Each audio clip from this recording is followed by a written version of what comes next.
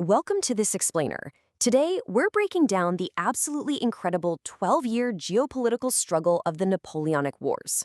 Between 1803 and 1815, the entire globe was engulfed in a conflict that didn't just alter borders on a map, it literally revolutionized how wars were fought and how nations were governed. We're looking at a true clash of titans here. It was an era where empires collided on an unprecedented scale, placing millions of men under arms and laying the very foundations for the modern world we live in right now. Okay, let's take a quick look at our roadmap. We're going to cover the rise of the French Empire, the coalition chess match, the Russian catastrophe, Waterloo and final defeat, and finally, a world forever changed. Let's jump right into part one, the rise of the French Empire, from revolution to emperor. So, setting the stage, in 1789, the French Revolution absolutely terrified the established monarchies across the European map. When King Louis XVI was executed in 1793, those monarchies immediately formed the first coalition to crush this dangerous new republic. But, out of all that chaos rose a brilliant and highly ambitious military general, Napoleon Bonaparte. In November of 1799, he seized power in the coup of 18 Brumaire. By 1803, mutual distrust, with France interfering in Switzerland and Britain refusing to leave Malta, caused the brief Peace of Amiens to completely collapse. And just the following year, Napoleon crowns himself emperor, sending a very clear message to those European leaders that he fully intended to dominate continental affairs. Now, this right here is a perfect contrast of the competing strategies used by the two great superpowers driving this era. On one side, you have the United Kingdom, the undisputed masters of the sea. Now, they couldn't necessarily match France man for man on land, but their booming industrial capacity meant they could endlessly bankroll the armies of their coalition partners. On the flip side, the French Empire is completely dominant on the European landmass. Because Napoleon couldn't just sail across the English Channel to defeat Britain directly, he tried to choke them out economically instead. He used the 1806 Berlin Decrees to create the continental system, essentially shutting down European ports to British trade. It was literally a classic battle of the whale versus the elephant. Moving on to part two, the coalition chess match. Europe's greatest commanders face off. Seriously, just look at the sheer star power of the generals and monarchs arrayed across the map in this massive geopolitical chess match. On the French side, you've got Napoleon himself, his brilliant Marshal Davout, and his incredibly charismatic cavalry leader, Joachim Murat. And facing them, an absolute all-star team of coalition leaders. You've got the Duke of Wellington leading the British land forces, Lord Nelson dominating the seas, and towering monarchs like Tsar Alexander I of Russia literally taking to the battlefield personally. I mean, the map of Europe was practically being redrawn daily by the decisions of the men on this list. But here's the thing you have to understand. These leaders weren't just fighting your traditional old-school battles. They were commanding millions of conscripts in an entirely new era of warfare. This is where the concept of total war really starts to take shape. Thanks to Lazare Carnot, who was famously known as the French organizer of victory, we see massive sweeping military reforms. By leveraging mass conscription and breaking artillery down into fast, independent, highly mobile units, the sheer scale of the fighting just exploded. We're talking about millions of men mobilized, completely transforming how societies structured themselves for conflict. Let's trace how this played out. In 1805, Lord Nelson secures Britain's safety from invasion with a massive naval win at Trafalgar, but Napoleon immediately pivots. He marches his army all the way across the map to deliver what is basically his masterpiece victory at Austerlitz against a much larger Austro-Russian force.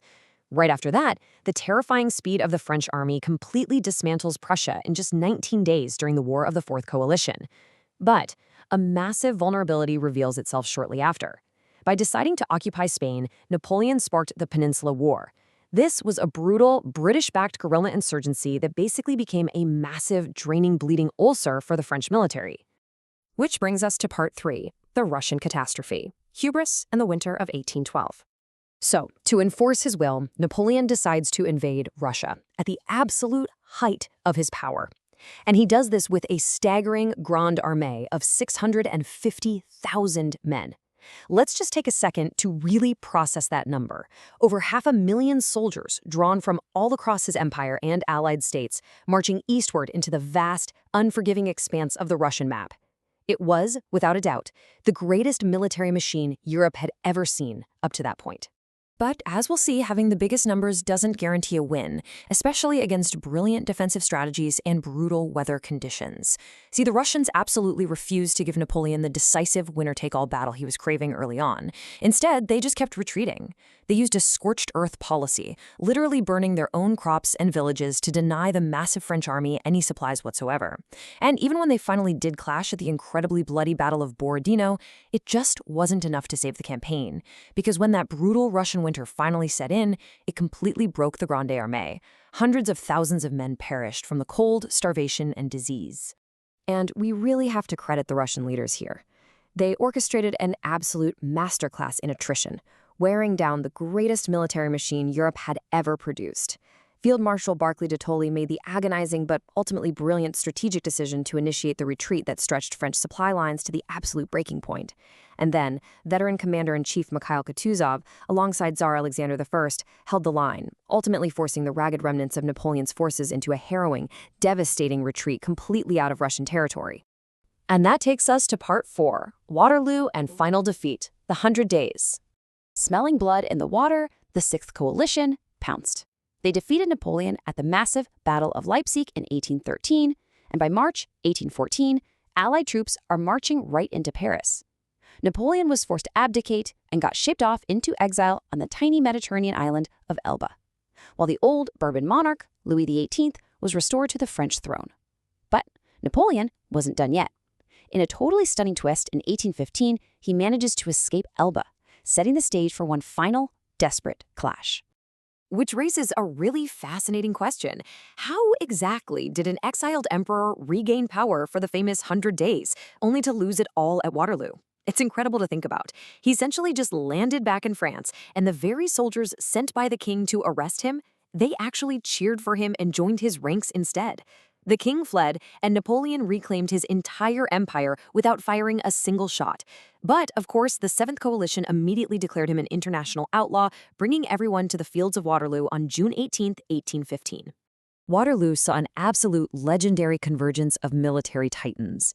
Wellington masterfully used the terrain to defend his position, stubbornly holding the line against wave after wave of fierce assaults by Napoleon, Marshal Ney, and Marshal Grouchy. And it was incredibly close. I mean, it was down to the wire. But the late arrival of the Prussian army under Blücher tipped the scales permanently. Napoleon was finally defeated for the last time, and this time they sent him to a much more remote exile on the island of St. Helena. Finally, let's wrap up with Part 5, A World Forever Changed, Redrawing the Map of Power. Here we see a dramatic pivot from a generation defined by collapsing monarchies and relentless military dominance to a highly calculated, balanced geopolitical system. The Congress of Vienna essentially acted as Europe's cleanup crew. The leaders of the victorious powers sat down and literally redrew the map of Europe. They established a new system heavily based on the balance of power theory. The entire goal was to arrange borders and alliances so carefully that no single nation could ever again rise up and conquer the continent the way France just had. The ripples of these wars shaped the modern world in ways we still feel today. Britain's unchallenged naval supremacy ushered in the Pax Britannica, which was basically a century of global British dominance. Furthermore, by consolidating lots of smaller states during his conquests, Napoleon inadvertently planted the seeds of nationalism that would later unify both Germany and Italy. Across the ocean, the devastating French occupation of Spain critically weakened the Spanish Empire, blowing the door wide open for sweeping independence revolutions across Latin America.